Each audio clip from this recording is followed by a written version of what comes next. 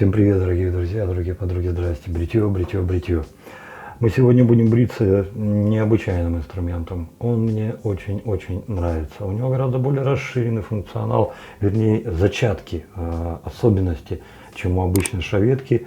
И что из всего этого получится, мы сегодня узнаем.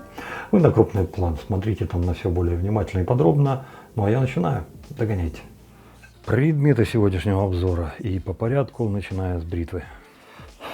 Шаветка Клоут. Давно она у меня уже на канале, и очень чесались руки у меня ее вам поскорее показать. Но вот наконец-то настало ее время. Один раз я уже и брился, мне понравилось. Но у нее еще есть много вещей, которыми она берет, и она мне нравится настолько, что я ее оставлю на канале навсегда и никогда никому не отдам. Кстати, появилась она на канале благодаря Урмасу. Что она из себя представляет? Ну, по более многих, конечно же, она похожа на опасную бритву. Посмотрите, ручка, само как бы, лезвие, спинка, вот насечка такая, упираться, хвостик. Но это даже не суть важно, наверное. А по большей степени, наверное, тут важно для меня то, что эта шаветка не заигрывает с ДЕ лезвиями. Здесь можно ставить только один вид лезвий, и я вам сейчас его покажу. Ну, вернее, не только один, а только определенный вид лезвий. По весу она не так, чтобы сильно отличается от основной массы шаветок, но все-таки она потяжелее. 31 грамм. То есть она еще не такая тяжелая, как опаски, но не такая уже легкая, как основная масса шаветок. Это что там, 15, 20, 25 грамм. Здесь чуть-чуть потяжелее. Так вот, насчет лезвий. Обратите внимание, вот эта вот вся державка, она и предназначена для того, чтобы фиксировать те самые лезвия. Какие? Лезвия одновременной компании Cloud. Они выпускаются в разных упаковках. Вот если эту, к примеру, упаковку взять, то получится вот такое же вот лезвие, как я сейчас вытащил, которым мы сегодня побреемся. Упакованы по большей части, так же, как и для других бритв упаковывают лезвие. Смотрите, картоночка обернута. Картонку срываете, вставляете лезвие, начинаете бриться. Следующее. Еще вот в такой пачке бывают. Но здесь маленечко чуть-чуть иначе. Но смысл тот же самый. Картоночка. Вот такое вот лезвие. Видите? Хоп. Оно уже обоюдоострое. Но здесь ничего страшного. Здесь его можно вставлять точно так же.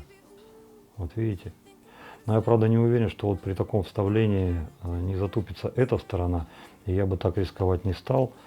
Но вот если, допустим, у вас есть такое и попробовать, то да, можно было бы. Но вот сейчас при наличии вот этих лезвий, я бы, конечно, вот так вот рисковать и бриться этим лезвием, я, конечно же, бы не стал. Но есть еще и другие, они похожи вот больше на эти. Так.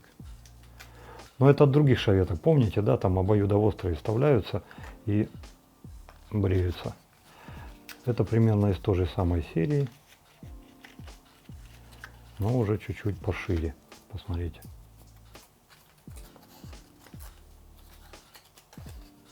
Здесь уже просто так.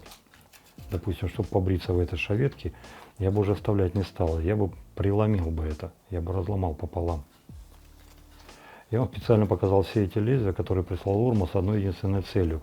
С этими лезвиями можно попытаться побриться в этой шаветке, но все-таки бриться стал бы я, наверное, вот только этим лезвием. И уж если с этими уже швах, смотрите, вставляется, кстати, как элементарно просто. Хоп, и все. Никакой запары. Вставляется легко, здорово.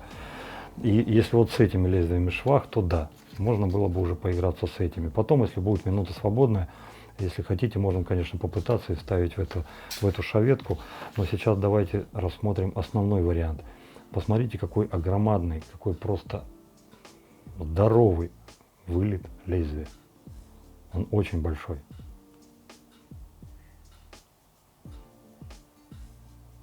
Вот здесь вот нет РК. Я вот сейчас пытаюсь понять, насколько это лезвие туда еще продвинулось бы.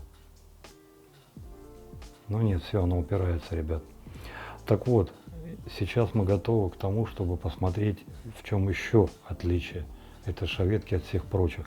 Благодаря тому, что такой высокий, большой вылет лезвия, вот посмотрите, эту шаветку, вернее лезвие в этой шаветке можно править на ремне. Представляете, что это значит? Это значит, что можно продлевать жизнь этому лезвию. Вот оно у вас подтупилось маленечко, у вас совершенно случайно под рукой оказался или борт, или ремень, вы спокойно загоняете на ремень, на борт, правите это лезвие и продолжаете бриться. Как много шаветок вы знаете, которые вам позволяют править лезвие на ремне. Я больше ничего не знаю. Вспомните все предыдущие, там жало еле-еле торчало. Там об этом даже и говорить, заикаться не стоило. А здесь вот, пожалуйста, есть такая возможность. Вот сегодня вот этой красотой и побреемся. Как-нибудь обязательно еще доберемся до этих лезвий. Урмас их выслал вместе со всеми остальными. Это физер оригинальный для Японии. То есть вот он не как на экспорт идет, а как для японцев в Японии выпускается. Вот такую вот пачечку он мне и прислал. Интересно тоже будет попробовать. Ну и наконец-то я решился взять крем Redken Brews, ну, сори за произношение, который появился на канале благодаря Дмитрию Долбанову, город Москва. И здесь не понадобится нам никакой ни помазок, ничего, просто нанесем на лицо и в путь. Посмотрим, как оно сработает. Шаветка, новый инструмент, новый крем. Да, некоторый жим-жим есть, но сейчас что-то у меня внутри какая-то уверенность такая сидит, что все будет хорошо, что все получится. Поэтому я, ничтоже сумяшись, все-таки оставлю его. Он сам уже на волю просится. И будем бриться с ним. Но по концовке почему-то мне сегодня захотелось взять шипр королевский. Несмотря на то, что шаветка, несмотря на то, что я сегодня вполне себе способен разнести весь хохотальник, и в этом случае одеколон с сколько тут, 70% алкоголя, но он, конечно же, взорвет не только мой мозг, но и нет, даже больше, смотри, почти 80, 79,7. Не только мозг, но и кожу. Почему-то все равно хочется, ребята. И вот это вот хочется, оно дает мне какую-то уверенность, и почему-то мне думается, что все будет сегодня хорошо. Все, пошли бриться. Ой, братцы, весна, это так здорово, это так хорошо. Надеюсь, она когда-нибудь все-таки придет. У нас пока вот такая.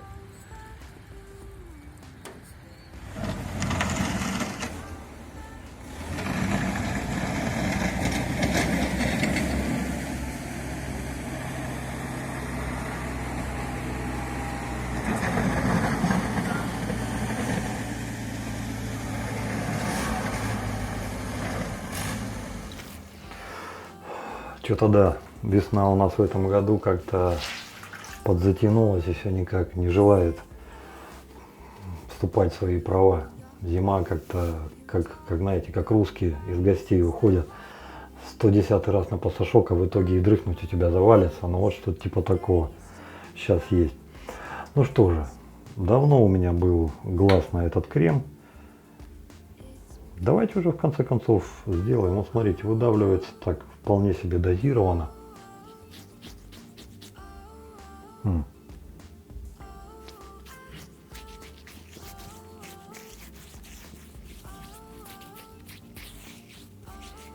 Так, а если намочить? И как и следовало ожидать, расходится еще лучше.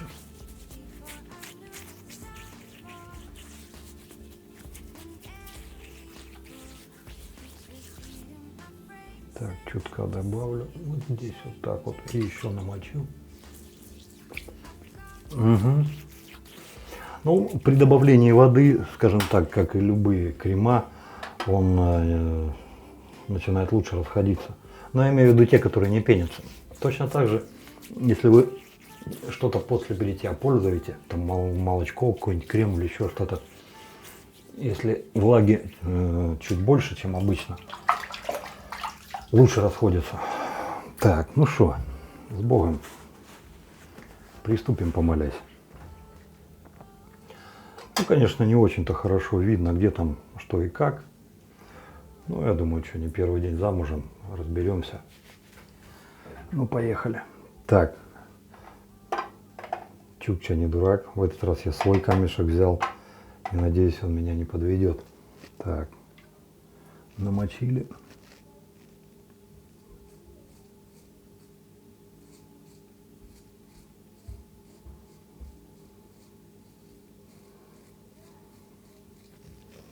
Да. Камешек нужен.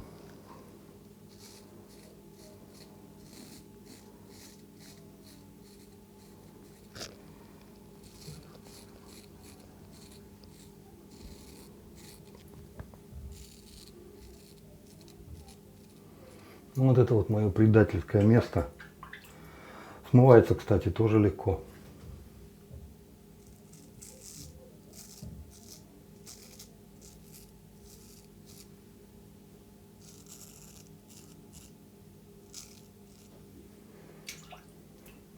Прям только воды коснулась, сразу же улетает махом.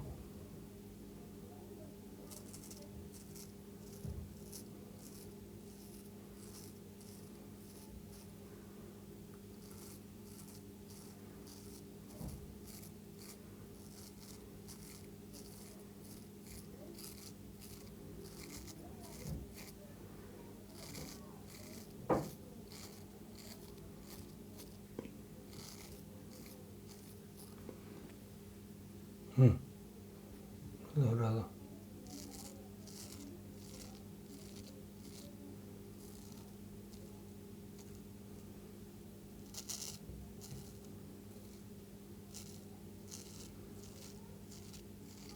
Что-то в нем есть. Что-то в нем есть в этом креме. Я пока еще не понял, что, но в него надо вникать, мне кажется.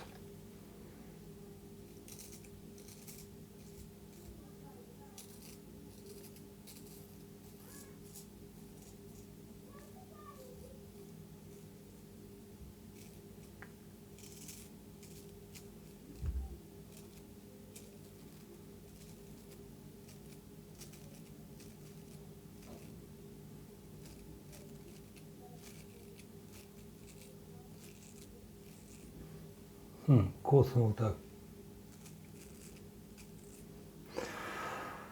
А знаете что, ребят, я сейчас, наверное, все-таки попробую лезвие поменять. Мне интересно, как вообще на канолевом из пачки пойдет. На этом я брился всего лишь один раз. И вот сейчас, ну, в принципе, можно побриться, ничего страшного, но каких-то особых восторгов я что-то не испытываю. Так, сейчас я поменяю быстро. Пока менял, подсох.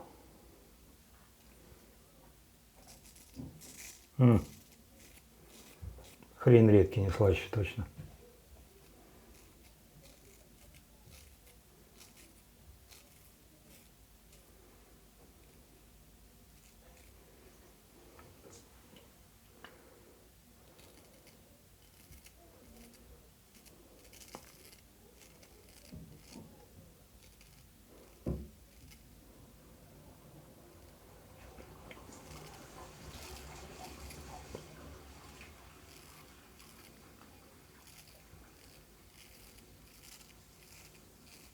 Хотя,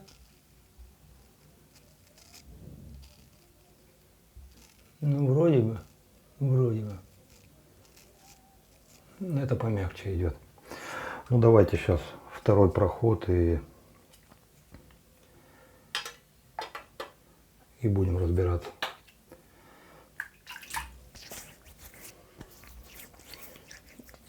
Крема снял прилично, но все равно он на лице еще чувствуется. Но не так, чтобы с легкостью его можно было на второй слой пустить.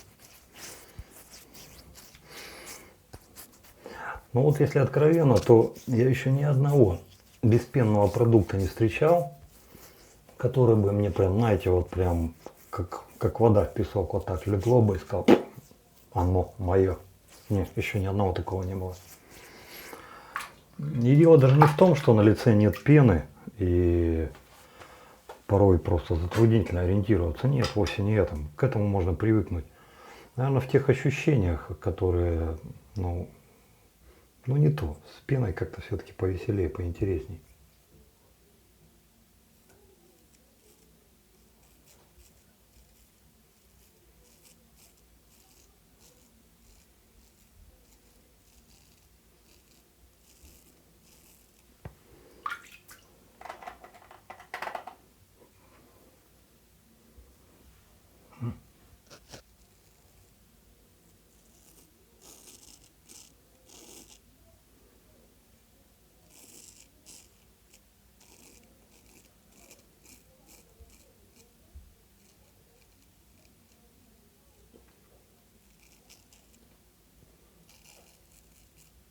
Есть столько крема на лице, что даже камень не помогает.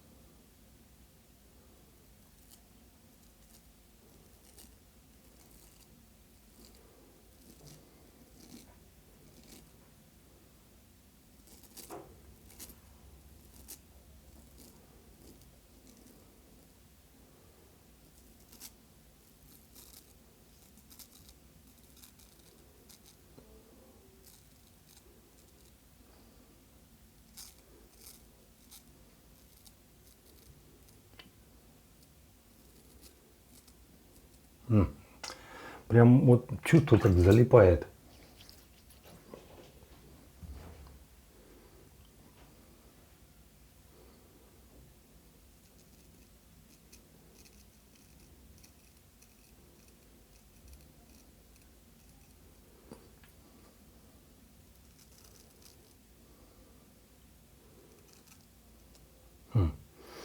И я понял. Я понял. Ну, парни, давайте так. В принципе-то я уже понял, что это за фигня. Как, впрочем, и то, что сегодняшнее бритье не задалось. Но все равно, чтобы не увешивать белый флаг, я сейчас еще на третий проход пройду. Ну, хоть что-то подсобирать, а потом выводы. Это не значит, что что-то тут не то, негодное и не работает. Это значит, что сделан был неправильный выбор. Вот об этом, скорее всего, мы с вами сейчас поговорим. Так.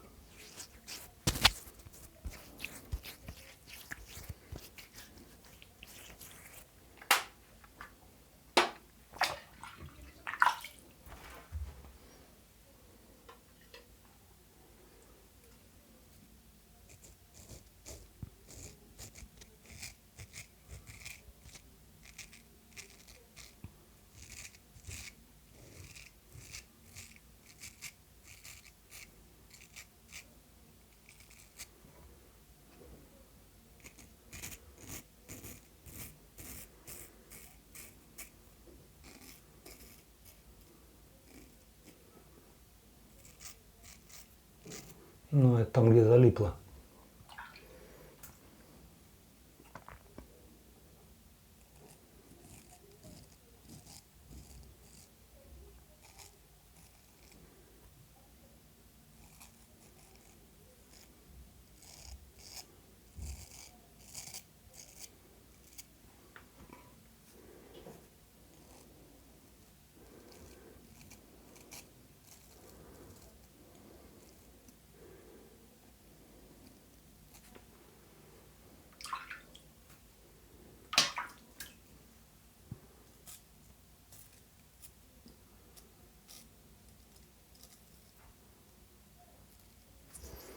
Нафиг, больше не буду ничего делать.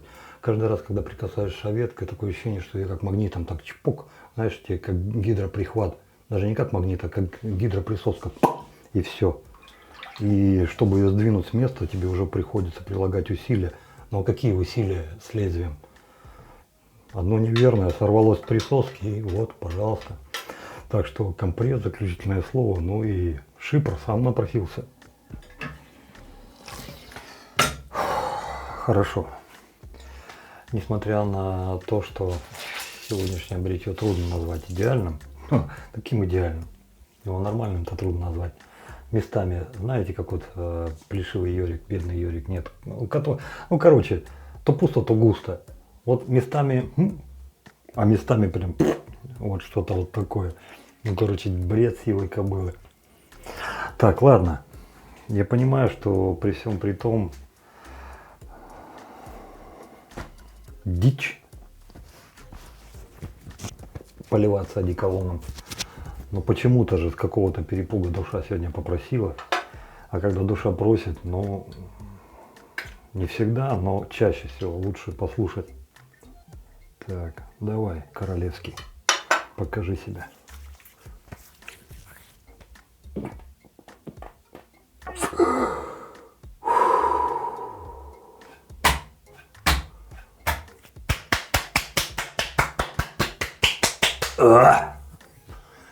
Вот это компенсация за все страдания сегодня.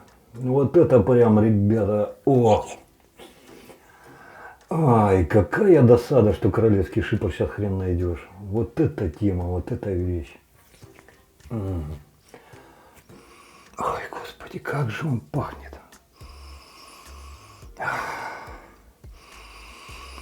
Это запах всего, что я люблю. Это батин запах. Это запах моего детства. Это запах простых работяг, которые приходят на завод в 6 утра, чтобы уже встать за станок, за смену. Не всех, но многие из них вот так пахли. Ой, хорошо. Просто реально хорошо. Вишь. Ну так вот. Если попытаться выудить какие-то крохи драгоценной руды из сегодняшнего шлака, то в принципе-то можно сделать следующее заключение. Вещь, несомненно, годная, но не для опаски. С опаской вы можете с ней побриться только в одном единственном случае, если вы профи и если у вас отточено каждое движение. И если вдруг, при всем при том, что вы профи, у вас случилась какая-то оказия непредвиденная на пути, вы с ней справитесь. Потому что вы уже давным-давно в теме, у вас моторика, знания, подходы наработаны. Будет чуть-чуть неудобно, но вы справитесь. Но если вы только начинаете или еще не окрепли на этом пути, ребята, лучше даже не суйтесь вот с этой хренью, надо на опаски, на шаветки. Это тэшки. Только для тэшек.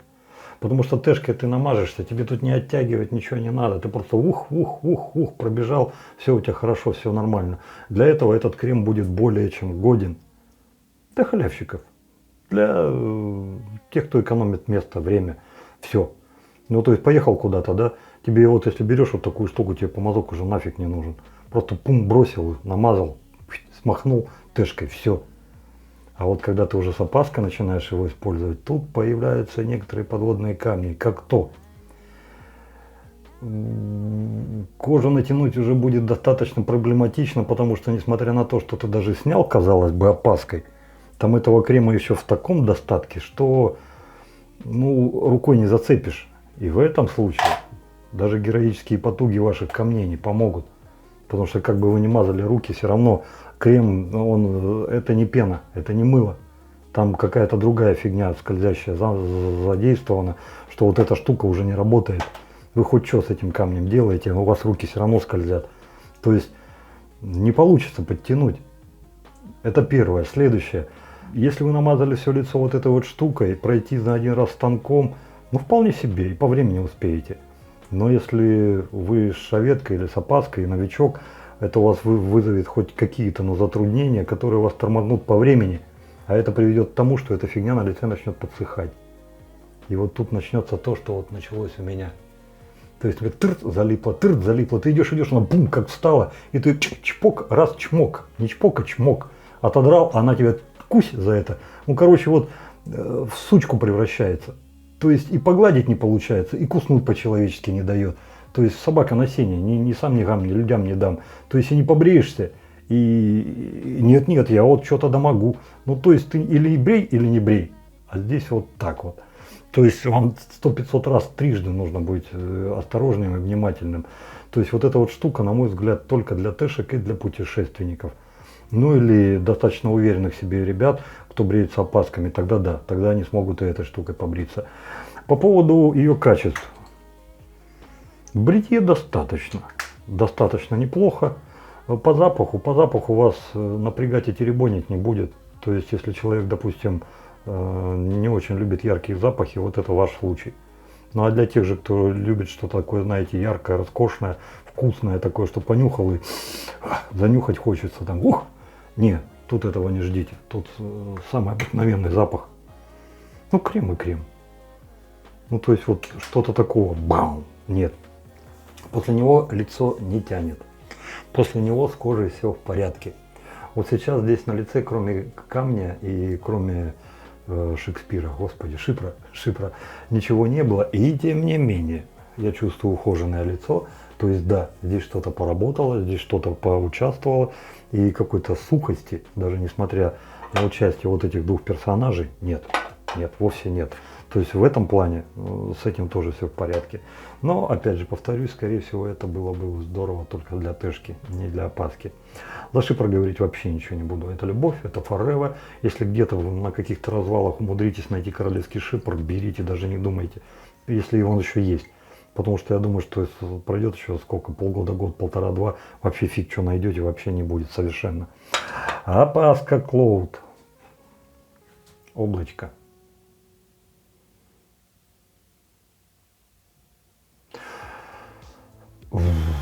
Но это гораздо более серьезный инструмент, чем Седов тот же самый.